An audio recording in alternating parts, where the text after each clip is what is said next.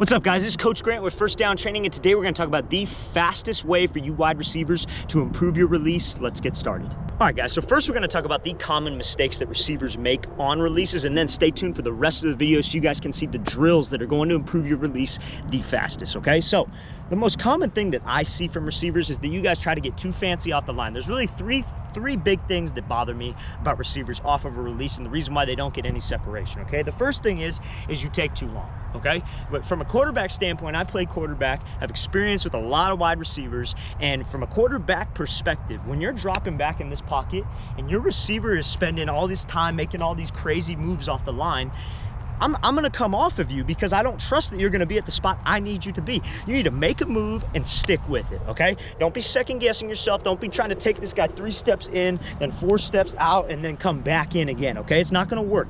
In one-on-ones, maybe, where the quarterback has freaking 12 seconds to throw the ball. Yeah, 7-on-7, it might work. Oh, cool, you got the little video you got on the highlight tape. I don't care. In a real game scenario, when there's pads on, DB could get hands on you. He's going to completely kill you off of this line, okay, if you're spending too much time. So mistake number 1 is they spend way too much time, okay? Now mistake number 2 is your hands, okay? So a lot of guys don't have a plan with their hands. They'll come up to the line and their hands will be down here. They'll think they're the shit because they have their hands crossed down here, and then they just get freaking popped right off the line. They don't have a plan. They're not thinking, oh, okay, maybe the DB's gonna come right here. The DB's getting right up in my grill. Maybe he's gonna come forward. You gotta have a plan for your hands, guys. I like it when receivers have their hands right here ready to go. You know what I'm talking about? Because then they could just be here and attack, get it off. Julio Jones does a great job of that. But these guys, they all think they're cool because they're all casual, Joe Casual out here sitting with their hands low. That's not gonna work. You're gonna get killed off of this line, okay? And another thing is with receivers' hands, when they work this slow play release, because they see all the drills like guys like me put out for the people that actually know how to do it, they'll go like this and they'll have their arms super wide out here and they'll be making these big ass circles. They're just gonna get pressed right off of this line, hands right on their chest. You guys have all seen that video of Deion Sanders, this kid pressing that guy into the sideline. Yeah, well, you look at the receiver, he tried to do this little hesitation move and his hands went out here. Deion's kid didn't go straight off the line at the guy. He stayed back and waited for him to open up. Then he killed him off of this line, okay? So you need to keep your hands nice and tight, and anytime we're working a release, you need to have your hands moving inside my frame so I can just be here or attack, chop, whatever, okay? Now the last mistake that I want to get into, that's 2 mistakes. This third mistake, this would be the quickest way for you guys to improve your release. Not just giving a little 2 steps, moving your whole entire body on this release. That's why you got to rep it. In the off season, you rep it. You can't just come out there and think about it because you're going to be slow. You got to be able to be here, and when I move it, make it like, let's say I'm making a double move, right? I want to go here, then back outside, moving my whole body, because the whole goal of a release is to get this DB guessing and get him to move off of his platform. And if we don't move our body, if we're working a double move and we just go here, that ain't gonna get anybody. Even if your feet are the most sudden in the world, it's not gonna get anybody. You have to be sudden and moving my whole entire body, giving some shoulder movement, head movement, whatever it may be to get this DB to move off of this platform so we can set him up for this route, okay? So those 3 mistakes, guys, are gonna be the quickest way for you guys to improve your releases. Let's get into some drills. All right, guys, so this first drill is going to help with your double move, okay? This is going to help with you moving your whole entire body on this double move, but also having our hands right by our chest, okay? So you're going to start about maybe like 2 yards back, and you're going to come up nice and slow, have a nice slow place. Now, these cones may seem far apart.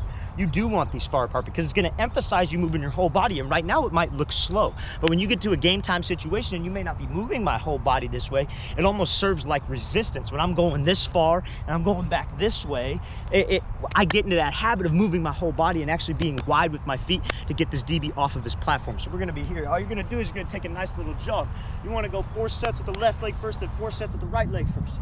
So we're going to jog up, and then we're going 1, 2, making sure my toes stay forward so I can just explode up into this. Let's say this is the outside right here, this in, out, back in release, okay? So I want to keep my toes forward when I do this thing, address this thing nice and patient, and be real sudden with my feet. You got to be sudden. We got to have our hands by our chest so we could attack this DB's arms when he comes at us, and also moving my whole entire body on it. I'm going to show you how this thing's going to look full speed right now. So we're going to be here.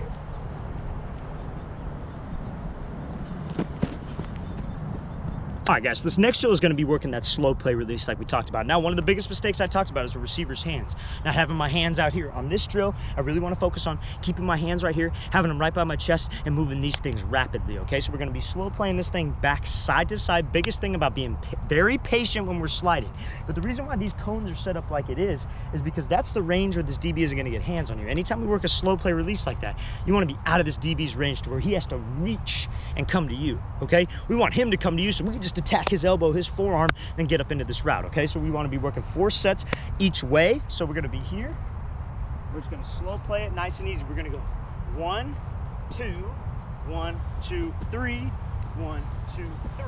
Making this stick in the ground like we were saying before, keeping these toes straight forward, guys, so we can just explode up into this route. I'll show you how this thing's going to look full speed.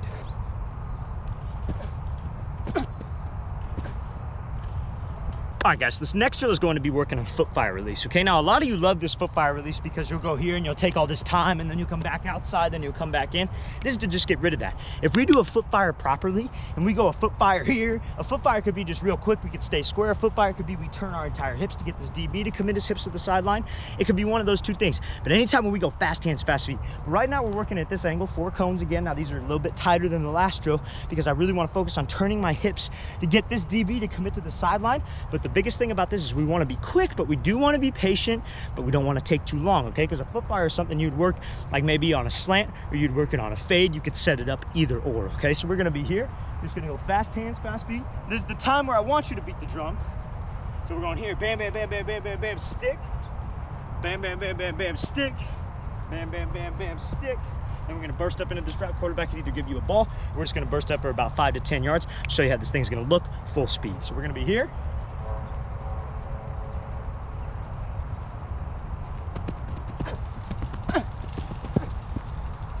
All right, guys, I really want to thank you for watching. I really appreciate it. Please like and subscribe to this channel. That would really mean a lot to me. Please leave in the comments any questions you guys have. That would also really mean a lot to me. I'll see you guys next time.